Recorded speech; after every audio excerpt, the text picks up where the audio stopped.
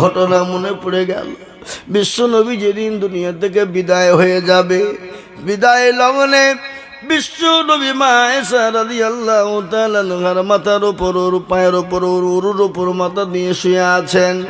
নবীজির মাথায় প্রচণ্ড বেদনা, প্রচণ্ড যন্ত্রণা সহ্য করতে পারে না। নবী বলেন, আয়েশা এই সময়টা কিছু কোন সময়?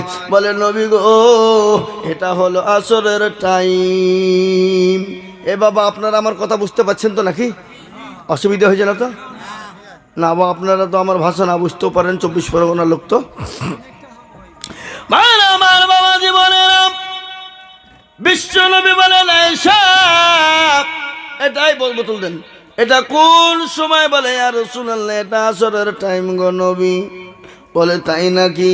বলে, আয়েশা আমার মাথা নেটুনি, তুমি মসজিদে নববীর দিকে ঘুরিয়ে দাও। মসজিদ নববীর দিকে ঘুরিয়ে দেওয়া হলো। নবীর দুই চোখের কোন দিয়ে গড় গড় গড় গড় গড় গড় গড় গড় গড় গড় করে পানি ঝরে যায়। নবীজি বললেন, আয়েশা আমার মাথাটা নিচু করে দাও। আয়েশা রাদিয়াল্লাহু তাআলা আনহা বললেন, নবী গো, ও আল্লাহর হাবিব, আপনার চোখে পানি কেন? বলে, আয়েশা আমি নবী দুনিয়া থেকে বিদায় হয়ে যাব, কিন্তু আমার উম্মতি কিয়ামত পর্যন্ত নামাজ আদায় করবে। কিন্তু সেই মুসলমান নামাজ পড়ে না, সেই মুসলমান নামাজ পড়তে যায় না, সেই মুসলমান নামাজের ধার ধারে না। কিন্তু বাবারা, আল্লাহ কোরআনে বলেছেন, ইন্নাস সালাতা তানহা আনিল ফাহশাই ওয়াল মুনকার। একমাত্র মানুষকে খারাপ অন্যায় এই সব উঠাউঠি করছে কেন গো? ছি ছি ছি ছি, এদের তো জালসা শোনার মানসিকতা নাই। আমি বেশি বলবো না, এই উঠাউঠি করলে দোয়া করে দেবো। আল্লাহর কোরআন বলেছেন, না সালাতা তানহা আনিল ফাহশাই ওয়াল মুনকার। মানুষকে খারাপ অন্যায়, রাহাজানি, অত্যাচার, জুলুম, নোংরামি, বাটপারি, চিটারি থেকে বাঁচাতে পারে, সেটা হলো নামাজ। কে পারে? জোরে বলুন, কে পারে? নামাজ। কিন্তু আজকে আমাদের দেশের লোক চায়ের দোকানে, পানের দোকানে বসে বসে আড্ডা মারে। মসজিদে ইমাম বলে, হাইয়া আলাস সালাহ, আর আমরা বলি আমরা পারলুম না, ইমাম আর মজ্জন তোরা দুজনেই চালা। গেল্লা, গেবার, পরচর্চা, পরনিন্দা, এর গাইল ওকে, ওয়ার গাইল ওকে, এর কথা ওকে, ওয়ার কথা ওকে, আছে না নাই? জোরে বলুন, এগুলাকে কি বলা হয়? কি বলা হয়? এর কথা ওকে, ওর কথা ওকে লাগানো কি কথা বলাকে? গিবত, চুগলখোর। কিয়ামতের দিন চুগলখোর, গিবত আল্লাহর জান্নাতে যাবে না, মহাপাপ। এ বাবা, বড় পাপ। তাই চুগলখড়ি করব না। প্যারা নবী, দয়ার নবী বললেন, আয়েশা আমি দুনিয়া থেকে বিদায় হয়ে যাব। ইতিমধ্যে জিবরিল আলাইহিস সালাম এসে বলেন, ইয়া রাসূলুল্লাহ,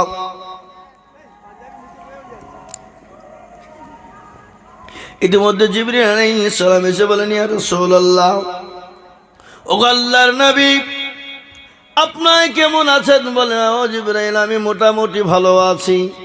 বলেন, নবী গো, আজকে আপনার কাছে একজন নতুন ফেরেশতা এসেছে। ও গো রাসূল, আপনি যদি হুকুম দেন আমি নতুন ফেরেশতাকে আপনার কাছে পাঠাবো। নবী বলে, ও জিবরাইল রে, আমি নবী যদি তাকে অনুমতি না দেয়, না দিই তো কি করবে? বলে, ইয়া রাসূলুল্লাহ, যদি আপনি অনুমতি, এই আপনাদের ওখানে 5 জন ছিল, আর 3 জন কোটে গেল গো? আপনাদের ওখানে 5 জন ছিল, আর 3 জন কোটে পালাইলো? ওরা বিড়ি খেতে গেছে নাকি? পয়সা পিতে বিড়ি খান না? বিড়ি আচ্ছা খায় না নাকি? গুটকা খায়। ওরা গুটকা খাইছে, পেছনে গল্প করছে, গুটকা খাইছে। 5000 কি গুটকা বলে শিকড়। তারপরে আরটা কি নাম আছে? বিমল, শান্তি। এ বাবা, তোমরা আর একটাকে বেশি দামগুলোকে কি বলে হতো? তুলসী নাকি? রজনী তুলসী ও মাল খাবে না কেউ, দাম মেলা। ও খাতে খেলে তার ভিটে বিক্রি করতে হবে, নাকি বুঝছেন আপনারা বলুন? হ্যাঁ, সস্তা 5 টাকাওয়ালা বিমল খাবে, তাতে টিকটিকির গু সিদ্ধ থাকে। এভাবে হাসছে যা। হ্যাঁ, টিকটিকির গু সিদ্ধ থাকে। টিকটিকি দেখেছেন আপনার? টিকটিকি ওই ঘরে ঘরে ঘুরে বেড়াগুলোকে কি বলে? টিকটিকি বলে তো। অত টিকটিকির গু থাকে, টিকটিকি শুকিয়ে হিদ্দে ভরে হয়। যত নোংরা জিনিস দিয়ে তৈরি হয় গুটখা, কি বুঝছেন আপনারা বলুন? আর ওই নোংরা জিনিস খাই আমরা। ছি ছি ছি ছি ছি ছি ছি, হতভাগা। ওই টাকাটা দিয়ে রসগোল্লা খাগা, ওই টাকাটা দিয়ে একটা মিষ্টি কিনে খাগা, ওই টাকা দিয়ে এখন বিস্কুট কিনে খা। ও আবার এক আধজনের দিনে মনে হয় 20 টাকা করে লাগে। হ্যাঁ, কটা করে লাগে? 20 ডে। ও বাবা এন্দুরের গু দিয়েও করে। হ্যাঁ গো, এন্দুরের গু শুনতে পাওয়া যায়। আপনারা মনে মনে করছে হুজুর আবার কি বলছে রে, ও গুটকার দোকান ছিল নাকি? না, আমার দোকান ছিল না, আমি দেখতে তো পাই। নাকি বলছেন আপনারা বলুন? আছে না নাই জোরে বলুন? বিশ্ব নবী, দয়াল নবী, আল্লাহ রাসূল সাল্লাল্লাহু আলাইহি ওয়াসাল্লাম, মুসলমান দরদি আমার ভাইরা, আল্লাহ নবী সাল্লাল্লাহু আলাইহি ওয়াসাল্লামের কাছে জিবরিল আলাইহিস সালাম বললেন, নবীগঞ্জ আপনার কাছে একজন নতুন লোক এনেছি, আপনি যদি অনুমতি দেন গো রাসূল, সে আপনার কাছে যাবে, আর যদি অনুমতি না দেন তিনি ফিরে চলে যাবে। রাসূল বলে, আজর জিবরাইল রে, আমি যদি অনুমতি না দিই, বলে ইয়া রাসূলুল্লাহ আপনি যদি অনুমতি না দেন তিনি ফিরে চলে যাবেন। বিশ্বনবী সাল্লাল্লাহু আলাইহি ওয়াসাল্লাম বলেন, না ও জিবরাইল, আমার কাছে আজরাইলকে পাঠিয়ে দাও। আজরাইল নবীর কাছে গেলেন, নবীকে সালাম দিলেন। নবী বলেন, আজরাইল বলে, ইয়া রাসূলুল্লাহ আপনি কেমন আছেন? বলে, আমি খুব একটা ভালো না। বলে, নবী গো, আল্লাহ আপনার কাছে আমাকে পাঠিয়েছেন, আপনি যদি অনুমতি দেন আমি আপনার জানটা কবজ করব, আর আপনি যদি অনুমতি না দেন আমি আপনি চলে যাব। কিন্তু নবী, আমি আজরাইল আজ পর্যন্ত কোনোদিন কারো কাছে আমি অনুমতি নিই নাই, কোনোদিন অনুমতি নেই নাই। বিশ্ব নবী বলে, আজরাইল তুমি আমার জানটা কবুল করো। বিশ্ব নবীর জানটা কবুল করা হলো। আল্লাহ নবী বলছেন, আল্লাহ রাসূলের বুকে যখন আজরাইল হাতটা মেরে দিল, আল্লাহ নবী বলছেন আমার বুকে যেন উহুদ পাহাড়টা এসে বসে গেল।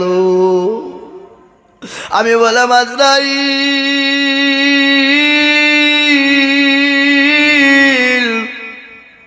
আমি নবী যদি আমার বুকের উপর উহুদ পাহাড়টা বসে যায়, বলো আজরাইল, আমার উম্মতির কি এর থেকে বড় কষ্ট হবে? নবীকে বলেন, নবী গো, আপনার উম্মতি যদি নামাজি হয়, পরহেজগার হয়, দিলদার হয়, ইমানদার কলমাওয়ালা হয়ে যায়, ওগো নবী, ওগো আল্লাহর হাবিব, আম্মা যেমন সন্তান মায়ের স্তনে দুধ খেতে খেতে যেমন ঘুমিয়ে যায়, যারা মুমিন হবে, মুত্তাকিন হবে, পরহেজগার হবে, তাদের ওরকম করে জানটা কবজ করা হবে, ঘুমিয়ে যাবে, সে কোনো রকম কোনোদিন টের পাবে না। ও মুসলমান দরদি, তাই আমি আপনাদেরকে বলবো, বাপরে, আসল নামাজি হই, দিনওয়ালা হই, ইমানওয়ালা হয়, দেখবেন আল্লাহ আপনাকে কবরে বাঁচাবে, কিয়ামতের ময়দানে বাঁচাবে, আল্লাহ আপনাকে পরকালের জান্নাতুল ফিরদাউস দান করে দেবে। বাহ! তাই মুসলমান দরদি, বিশ্ব নবী, দয়াল নবী হযরত আলীকে ডাক দিয়ে বলে, আলী তুমি বিছানায় ঘুমিয়ে যাও। হযরত আলী শুয়ে গেলেন। নবী আমার মক্কা ছেড়ে মদিনার পথে যাবেন। কাফের বেঈমানরা গোটা বাড়িকে গোল করে ঘেরাও করে নিয়েছে, নবীকে যেতে দেবে না, নবীকে যেতে দেবে না। আল্লাহ নবী বলছেন, আল্লাহ মক্কা ছেড়ে মদিনার পথে কি করে যাব? আল্লাহ বলে, নবী গো, আপনি এক মুঠো বালি তুলুন গো নবী, আর বালি তুলে আপনি কাফের বেঈমানদের মাথাতে ছিটিয়ে দেন। কাফের বেঈমানদের চোখ দুটো বন্ধ হয়ে যাবে, আর তাদের হাতের তল দিয়ে আপনি চলে যাবেন। বিশ্ব নবী এক মুঠো বালি তুলে তাশাহুদ পড়ে দিলেন, কাফেরদের মাথাতে ছিটিয়ে দেওয়া হলো। আল্লাহ কোরআনে বলেছে, ওমা রামাইতা ইয রামাইতা ওয়ালাকিন্নাল্লাহ রামা। ও নবী, আপনি কাফেরদের মাথাতে ছিটিয়ে দিলেন, আর আমি আল্লাহ কাফেরদের চোখ দুটো বন্ধ করে দিলাম। ওগো নবী, আপনি চলে যান। আবু বকরকে সঙ্গে করে নিয়ে নবীজি আবু বকরকে গিয়ে বললেন, ও আবু বকর। আবু বকর বলে, লাব্বাইক সাদাইক ইয়া রাসূলুল্লাহ। আল্লাহ নবী বলেন, আবু বকর রে, তুমি কি ঘুমাও নাই রে আবু বকর? বলে, নবী গো, খোদার কসম করে আপনি যে দিন বলেছেন মক্কা ছেড়ে মদিনার পথে যেতে হবে, ওগো নবী, আমি আবু বকর একটা মিনিটের জন্য বিছানায় ঘুমাই নাই। সুবহানাল্লাহ। কি ভালোবাসা, মহব্বত। নবীর ভালোবাসা কাকে বলে, মহব্বত কাকে বলে? বাপ, আমরা দাঁড়িয়ে একটু ক্যাম্প করে দেব, একে নবীর মহব্বত বলে না, একে নবীর ভালোবাসা বলে না। নবীর ভালোবাসা কাকে বলে? আল্লাহ নবী বলেছেন, লা ইউমিনু আহাদুকুম হাত্তা কুনা হাব্বা ইলাই মিন ওয়ালিদিহি ওয়া ওয়ালাদিহি ওয়ান নাসি আজমাইন। ওই ব্যক্তি ইমানদার, পরহেজগার, দিনদার, কলমাওয়ালা, যে তার নিজের জমি থেকে, বাড়ি থেকে, গাড়ি থেকে, বিবি থেকে, বাচ্চা থেকে, ছেলে থেকে, মেয়ে থেকে, সব থেকে বেশি ভালোবাসে আল্লাহ তার রাসূলকে। হাদিস, নবীজি বললেন হাদিস। কোরআনে আল্লাহ বলেছেন, কুল ইন কুনতুম তুহিব্বুনাল্লাহ ফাত্তাবিউনি ইহবিবিকুমুল্লাহ ওয়া ইয়াগফির লাকুম যুনুবাকুম ওয়াল্লাহু গফুরুর রহিম। আল্লাহ বললেন, ওগো নবী, আপনি বলুন, তারা আপনাকে ভালোবাসবে, তারা যদি আপনাকে মহব্বত করে, তারা যদি আপনাকে ভালোবাসতে পারে, আমি আল্লাহকে তারা পেয়ে গেল। আর আমি আল্লাহকে যদি তারা পেয়ে যায়, তারা তাদের জন্য জান্নাত ওয়াজিব হয়ে যায়। সুবহানাল্লাহ বলুন, জোরে সুবহানাল্লাহ বলুন। ভালোবাসা কাকে বলে? আহা, নবী যেমন সাহাবাদেরকে ভালোবাসতেন, সাহাবারা নবীজিকে নিজের জীবনের থেকেও বেশি, জোরে বলুন, ভালোবাসতেন কিনা? জোরে বলুন। আল্লাহ নবী একজন সাহাবা হযরতে যায়েদকে বললেন, যায়েদ গো, তুমি কেমন আছো? কি বলছেন? কে বলছে এটা? নবীজি বললেন, যায়েদ, তুমি কেমন আছো? যায়েদ বলেন, ইয়া রাসূলুল্লাহ, আমি ভালো আছি। ওগো নবী, আপনি আমাকে জিজ্ঞাসা করেছেন আমার মতো একজন নগণ্যকে। আল্লাহ নবী বলেন, যায়েদ রে, তুমি কি বিবাহ করবা না? তোমার কি বিবাহ করার মতন বয়স হয় নাই? তোমার তো উপযুক্ত বয়স হয়েছে, তুমি বিবাহ করবা কি না? এই ভালো করে শোনো, তুমি কি তুমি যাওয়ার লেগে উঠছ? যাও,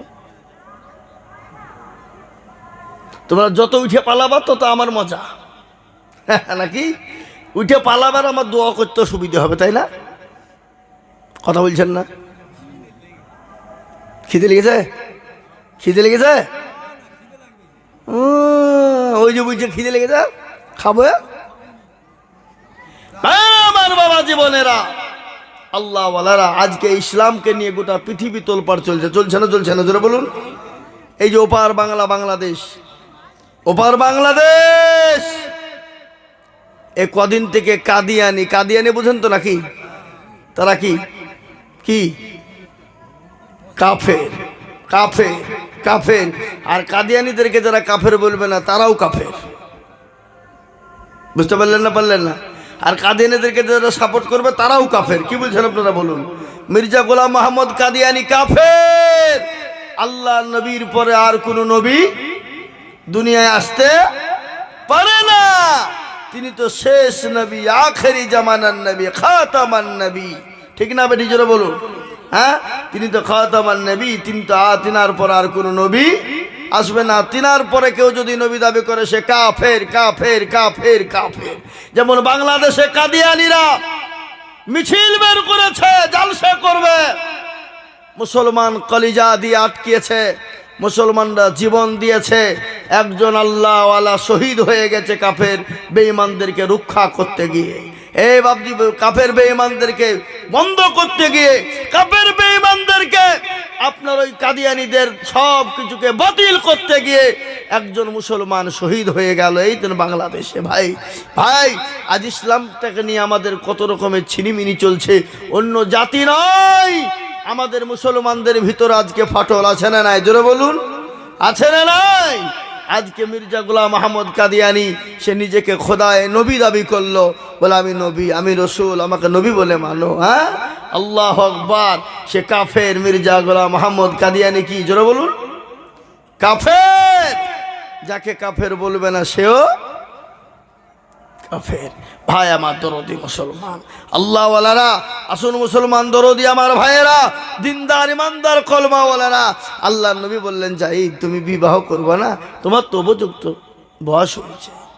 হযরতে জাহিদ বললেন ইয়া রাসূলুল্লাহ, আমাকে কে বিবাহ করবে? আমার তো গাড়ি নাই, বাড়ি নাই, জায়গা নাই, জমি নাই, কিছু নাই, কিন্তু নবী গো আমি তো বড় কালো, আমাকে কে বিবাহ করবে? নবী বললেন আলী, ও জাহিদ তুমি বিবাহ করবা কিনা বলো। জাহিদ তিনি চুপ হয়ে গেলেন, কিছুই বললেন না। চুপ থাকা মানে কি? চুপ থাকা মানে হ্যাঁ, রাজি আছে। চুপ থাকা মানে হলো রাজি। বিশ্ব নবী বুঝতে পারলেন, তিনি একটা চিঠি লিখে দিলেন। চিঠি লিখে দিয়ে বলেন জাহিদ এই চিঠিখানা নাও, আমার অমুক সাহাব আবু আইয়ুব আনসারীর বাড়িতে তুমি চলে যাও। তিনি বাড়িতে গেলেন। বাড়িতে যাওয়ার পর হযরত আবু আইয়ুব আনসারীর বাড়িতে সালাম দিলেন। সালামের উত্তর হলো কে? বলে আমি জাহিদ, আমি নবীর সাহাবা। বাড়ি থেকে আবু আইয়ুব আনসারী বেরিয়ে এসে বলে কি হলো বাবা, কি খবর, কেন এসেছো? বলে আল্লাহ রসুল পাঠিয়েছে, চিঠিখানা নেন। চিঠিখানা তিনি দেখলেন, তিনি তো পাঠিয়েছেন, যিনি পাঠিয়েছেন তিনি হলেন মুহাম্মদুর রাসূলুল্লাহ। সকলে বলুন সাল্লাল্লাহু আলাইহি ওয়াসাল্লাম। দয়ার নবী, বিশ্ব নবী পাঠিয়েছেন। ও মুসলমান, চিঠিখানা পড়ে দেখে বলছে ও জাহিদ তুমি বাড়ি ফিরে যাও, আমি নবীজির সঙ্গে দেখা করব। জাহিদের মনটা বড় খারাপ, কোনো উত্তর পেল না, আপ্যায়ন হলো না, মহাব্বত হলো না, বসতেও বলে না, চা দিল না, কিছুই দিল না, কিছুই বলল না, ফিরিয়ে দিলেন দূর দূর করে। কিন্তু শুনেলেন আবু আইয়ুব আনসারী রাদিয়াল্লাহু তাআলা আনহুর বিটিটা কত আল্লাহওয়ালা, দিনওয়ালা, ঈমানওয়ালা, কোরআনওয়ালা। সঙ্গে সঙ্গে ডাক দিয়ে বলে আব্বা জান। বলে কি হলো রে বেটি? বলে আমাদের বাড়িতে কে এসেছিল? বলে নবীজি তোমার বিবাহর জন্য আমাকে পাঠিয়েছে, একান চিঠি লিখে পাঠিয়েছে। বলে কি বললেন? বলে ও বাবা তুমি বাড়ি যাও, আমি রসুলের সঙ্গে কিছু কথা বলবো। সঙ্গে সঙ্গে বলো বিটি রে, আমি কেন পাঠিয়ে দিলাম জানো? তিনি তো হলো গোরাবুল আরো, মক্কার সব থেকে বড় কালো, সব থেকে বড় কালো, সব থেকে বড় কালো। এ বাবা, কালো সব থেকে কালো কি? কালো কোকিল কালো, কালো মাথার কেশ, আর তার চাহিদা বেশি কালো বোনের হিংসালেশ, তাই না? নিম তিতা, ডিমালি তিতা, আরো তিতা ঘর, তার চাহিদা বেশি তিতা 203 ঘর। 203 ঘর আছে, তিতা আছে না? নজর বলুন। নিম তিতা, ডিমালি তিতা, আরো তিতা ঘর, তার চাহিদা বেশি তিতা 203 ঘর। চাকা গোল পয়সা গোল, চাকা গোল পয়সা গোল, এ গোল আলু গোল, আর তার চাইতে বেশি গোল মনের গন্ডগোল। ঠিক না বেটি? জোরে বলুন। এ ভাই কথা বলেন। ও মুসলমান, মনে যদি পছন্দ ধরে খুঁজে কিরে পাওয়া যায়, মলম দিবি কোন জায়গায়? মনের ভিতরে যদি পছন্দ ধরে যায় খুঁজে পাওয়া, জোরে বলুন, যাবে? এ কথা বলুন। নবীজি সাল্লাল্লাহু আলাইহি ওয়াসাল্লাম বলেছেন, দুটো জিনিস শোনেন, আপনাদেরকে বলে যাই, গভীর রজনীতে আজকে রাত্রিতে আল্লাহর দরবারে দোয়া কবুল হবে। নবীজি বলেছেন, আল্লাহ বলেছেন, বান্দা যখন গভীর রজনীতে ওঠে আল্লাহর কাছে দোকান উত্তোলন করে দিয়ে বলে, আল্লাহ, হায় আল্লাহ, আমাকে দুনিয়ার জমিনে তুমি হায়াত দারাজ করো, শান্তি সুখে রাখো। যে বলে দোয়া করবেন আল্লাহ চতুর্থ আসমানে নেমে আসেন বান্দার কথা শোনার জন্যে। আর এই মাসটাও সব থেকে বরকতি মাস, কেনা জোরে বলুন, মাস না গো, এটা সব থেকে বরকতি মাস। ও বাবা, এই তো কদিন পরেই আছে শবে বারাত, আছে না নাই জোরে বলুন? কবে? 7 তারিখের দিন কত রাত্রি শবে বারাত। শবে বারাত মানে কি? শবে বারাতের করণীয় কি? ডিজে বাজানো নাকি? কথা বলেন। শবে বারাতে ডিজে বাজাতে হবে, গান বাজনা করতে হবে, হালুয়া রুটি খেতে হবে। হ্যাঁ, শবে বারাতের কারণ হলো বান্দা রাত্রিতে তাহাজ্জুদ পড়বে, নফল নামাজ পড়বে, শবে বারাতের রাত্রিতে নামাজ পড়বে, কোরআন তেলাওয়াত করবে, রাত জাগবে, আর তারপর দিন সে রোজা করবে। শবে বারাত, আজকাল এই শবে বারাতকে নিয়ে আমাদের দেশে আজকে মেলা রকমের ঝামেলা চলছে না ভাই? কথা বলেন, চলছে না? কে বলছে নবীজি হালুয়া খেয়েছে, রুটি খেয়েছে, হালুয়া মানে এমন হালুয়া করছে বাপ, যদি কাউকে মারা হতো তার কপাল ফেটে রক্ত বার হবে। কি বুঝেন বলেন? ঠিক না বে ঠিক? হালুয়া আপনাদের দেশে করে না নাকি? এগুলা করে হালুয়া বাবা, এমন শক্ত করে, কাউকে যদি মারা যায় তো তার কপাল ফেটে রক্ত।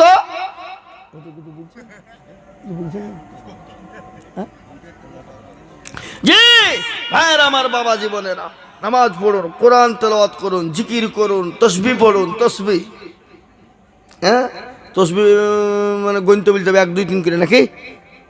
কি গো, তসবিহ 1 2 3 4 5 6 7 8 9 10 করে গণতে হবে নাকি? না, বুখারী শরীফের হাদিস, নবীজি বলেছেন, শেষ হাদিস, কেউ যদি বলে সুবহানাল্লাহি ওয়া বিহামদিহি সুবহানাল্লাহিল আজিম, এ বাবা, কেউ যদি পড়ে আল্লাহ আল্লাহ আল্লাহ আল্লাহ আল্লাহ, তার জবানে হালকা, ওজনে বহুত ভারী, বহুত ভারী।